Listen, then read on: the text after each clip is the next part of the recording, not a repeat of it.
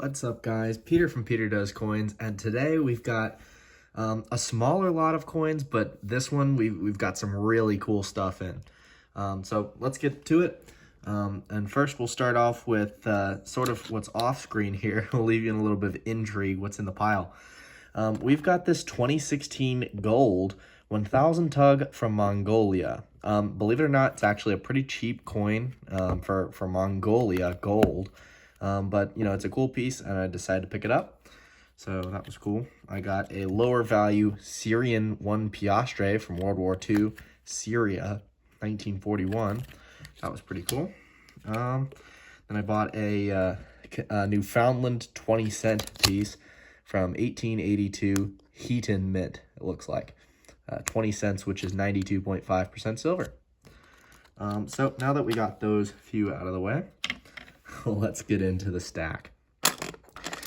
So first off here, we have got a Bolivia 1847 8 soles.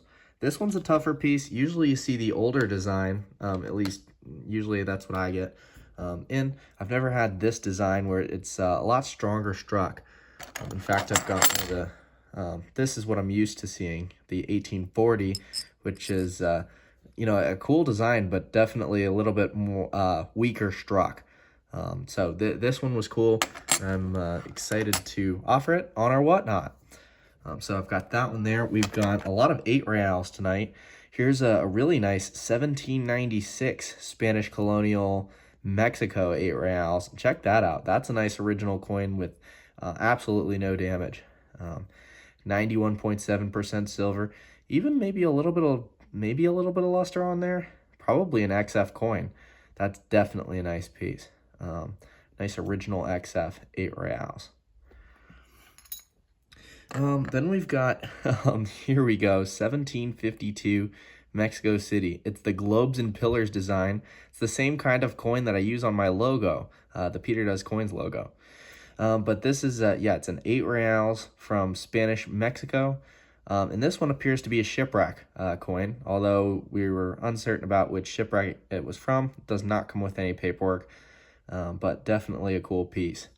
Let me know down in the comments if you know, there was only so many shipwrecks in the 1730s to 50s or whatever. So, let me know. There's a Dutch shipwreck with an R name that I'm thinking of, but I can't remember what it's called. But yeah, let me know if you know what this is probably from. Next up, we've got a 2 reals, 1782, 2 reals from Spanish Mexico, Colonial 2 reals. Again, 91.7% silver from Spanish Mexico. That's a nice piece. Next up, let's go for the Russian ruble from 1798. We've got a 1798 Russian ruble. I think it's going to be 90% silver from Russia. I've actually never had one of this design before, but it's a really cool piece. And I'm going to enjoy getting this to the my buyers. I think that'll be a popular coin, especially at the price I'll be offering it at. Then we've got a 1659 3 cruiser from Austria. Right? Yeah, we've got the 3 cruiser. They call this guy Hogmouth. Because he looked a lot on his coins like he had a huge chin, and so they call him Hogmouth. Unfortunately, this one's got a big hole in it. It's a 3 cruiser from 1659, and it is a silver piece, but it is definitely pretty harshly damaged. Next up, we've got a Bolivia coin. This one I actually don't know much about it. I think it's a half Pelgajero or whatever that is. I believe that's what it is, but it's from 1856, silver from Bolivia, which that's why you don't see it very often, so I decided to pick it up. Older Bolivian silver like this, I think, is pretty popular. So 1856 Bolivia. Let me know if you know what this is. Might be some type of metal, might be a coin. I'm really not sure. So I'd be interested what you guys have to say in the comment section on this one.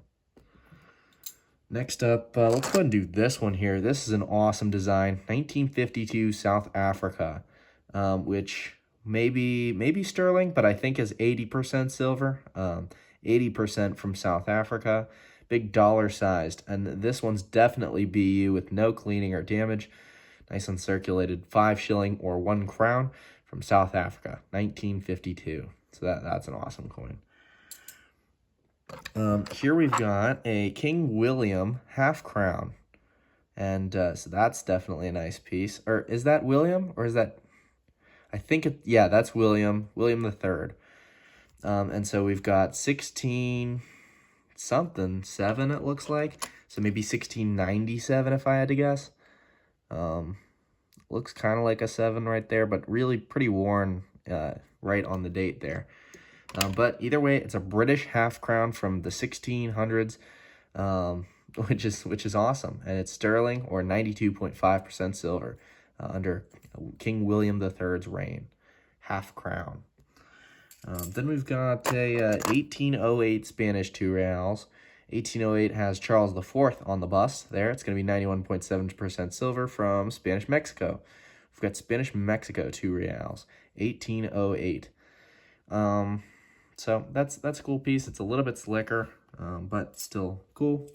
Spanish silver. And here we've got a 1926, nice earlier date Mexican peso, 72% silver, and maybe even a little bit of luster on there. Probably a IVth coin. It's definitely a nice piece. No cleaning on this one. Then we've got more 8 reals. We've got Ferdinand VII. This one appears to have chop marks on it, which is awesome. 1809, and this one would have definitely circulated on the Silk Road in Asia, where all these chop marks would have been left when merchants would have, after they weighed the coin and figured out that this is an authentic coin, they would stamp their chop mark and pass it on and continue to trade with it. So it was their mark, and a lot of I think Japan and Chinese provincial governments required merchants to leave chop marks on the coins that they used. I'm not 100% sure on that, but I believe that's why there's so many chop marks that are out there, because merchants were required in some places to actually do that authenticity check. But it's 1809 Spanish Mexico, and this one's in nice shape, so definitely a cool piece. And then it looks like we've got an 1811 Spanish Colonial 8 reals. This one also from Mexico. And this, it looks like damage, but actually it appears to be maybe a lamination error as I'm looking at it again. That definitely looks like lamination to me. I think it probably, what a lamination error is, it's loose metal, so somebody could have picked at it or, took it off. So it's technically, it is damage, but it's a lamination error. So it's damage that was kind of enabled by the mint. But either way, it's definitely a nice piece. Spanish 8 reals from 1811. Then we've got another 8 reals. We've got a cap and raise. 1896 Zacatecas mint, 8 reals from Mexico. Definitely a nice piece. This one has been cleaned, in my opinion, just by looking at it on camera. Although I can't see the hairlines from here, but yeah, you can. Yep, there's some hairlines there. So it's a clean Spanish, not Spanish. This is independent Mexico. Mexico gained their independence in 1821.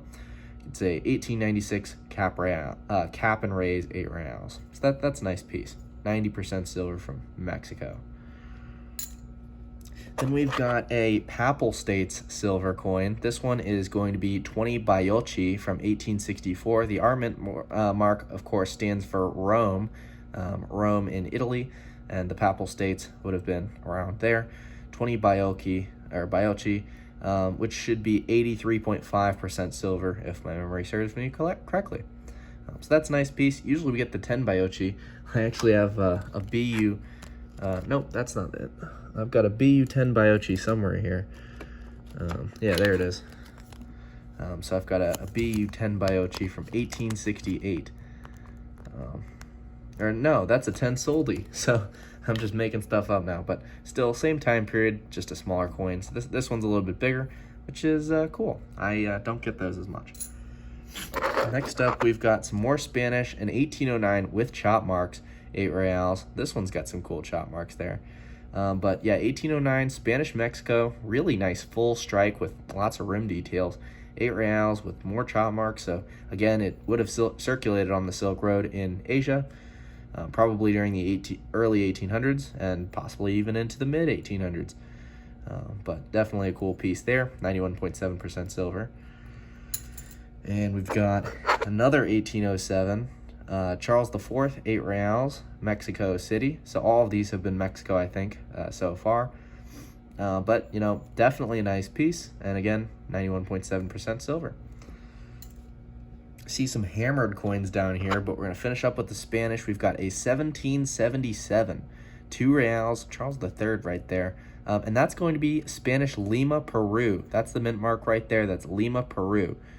And so this is 2 reals, 91.7% silver from 1777. I think this one will be a popular coin on our Whatnot stream. All right, let's get into the hammered coins. Here we've got a 1580 Hungarian dinar. Yes, this is 1 dinar, silver from Hungary, dated 1580. And that is when it was struck. It's a 1580 silver dinar from Hungary. It's actually a relatively common coin from the 1500s. You know, it's not super expensive. This one will probably go up on auction. We'll probably get $20 for it, so not super expensive. But definitely a nice piece.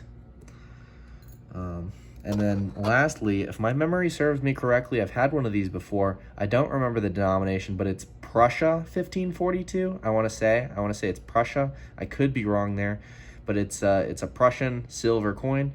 Almost the size of a quarter. See, I've got a quarter right here. Yeah, it looks like it is the size of a quarter from 1542. So that's nice. That's a nice piece. And this one does not have any damage on it. You know, it's a hammered coin, a silver from 1542, and you know, it's got a lot of details. You know, it's not like the strike was weak anywhere on this piece. So definitely a nice one. Let's admire his hair. I think details a little bit. And maybe a little bit of crustiness in there, but yeah, definitely a cool piece. It's also been circulated for sure. Definitely not an uncirculated coin, but happy to have that one. All right, well, that's gonna do it. Well, you know, it was a little bit shorter of a video, but I hope you guys enjoyed. We had some really cool stuff.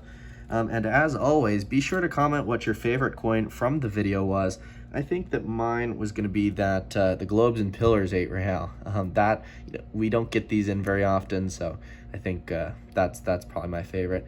And it's the same coin that I've got in my profile picture, the same type anyway. So that one's my favorite. But let me know down in the comment section what you guys think. All right, guys, well, that's going to do it for today. Be sure to leave a like, follow, and comment what your favorite coin is, and we'll see you next time on Peter Does Coins.